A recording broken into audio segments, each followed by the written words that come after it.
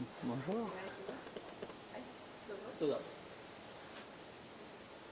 Chef, lorsque vous réalisez vos chocolats, quelles sont vos exigences? La mienne. C'est la plus dure. Évidemment, le but, c'est de pouvoir manger, recommencer, manger encore et manger encore plus. Ça, c'est vraiment le critère de sélection, c'est cette capacité à manger beaucoup. Que préférez-vous dans le chocolat? Ah, le chocolat, alors, évidemment, la matière, c'est comment on peut la transposer, ça c'est extraordinaire. Et c'est juste un support de dingue pour la vie, pour le tout, quoi. C'est canon, quoi. Quelles sont les raisons de votre lancement dans l'art contemporain avec vos sculptures? Ah, au départ, c'était, mais il y a longtemps, hein, c'est comment tu vas préserver ce travail, et c'était de pérenniser. Souvent, aujourd'hui, on parle de, je sais quoi, moi, patrimoine national au Japon, mais 4 fois. J'ai travaillé 4 fois plus qu'un japonais normal, quoi. Donc, finalement, c'est comment tu pérennises ce travail. Quelles sont vos sources d'inspiration? Alors, l'inspiration, elle vient vraiment en travaillant. Et si je bouge la main comme ça, c'est 500 positions.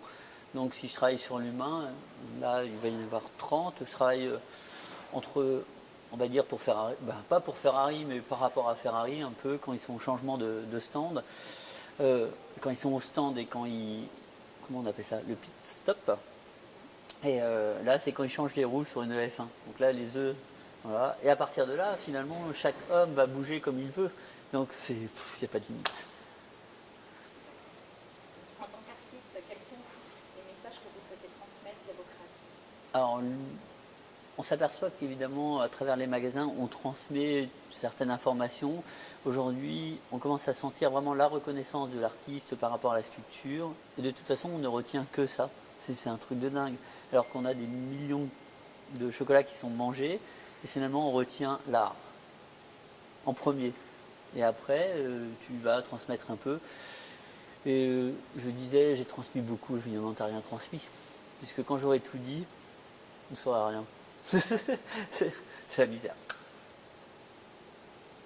Pourquoi êtes-vous devenu chocolatier? Était-ce une passion depuis toujours ou une vocation?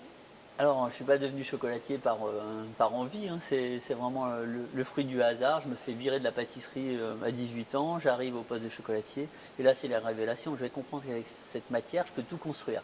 Bon, je vais me mettre à travailler beaucoup, à gagner des concours, et puis c'est comme ça que finalement, je vais finir par faire que de travailler.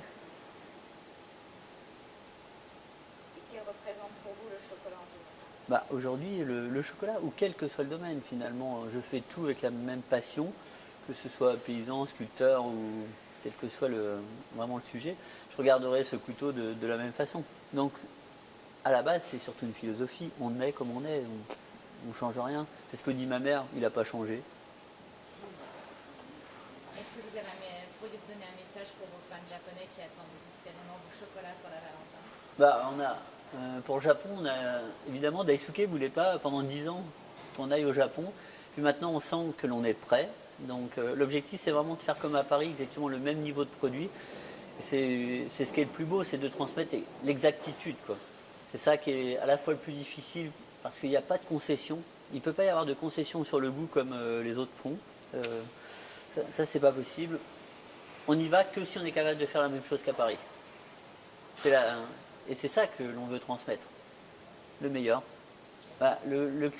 Pour les clients, évidemment, c'est les clients qui font ce que nous sommes. Et le plus beau, c'est d'arriver à leur faire comprendre. Comprendre ce qu'est quelque chose qui est extrêmement juste. Et ça passe par un échange client et produit. Tout ça, c'est lié avec un homme et une vision, bien sûr. Après, le reste, à découvrir.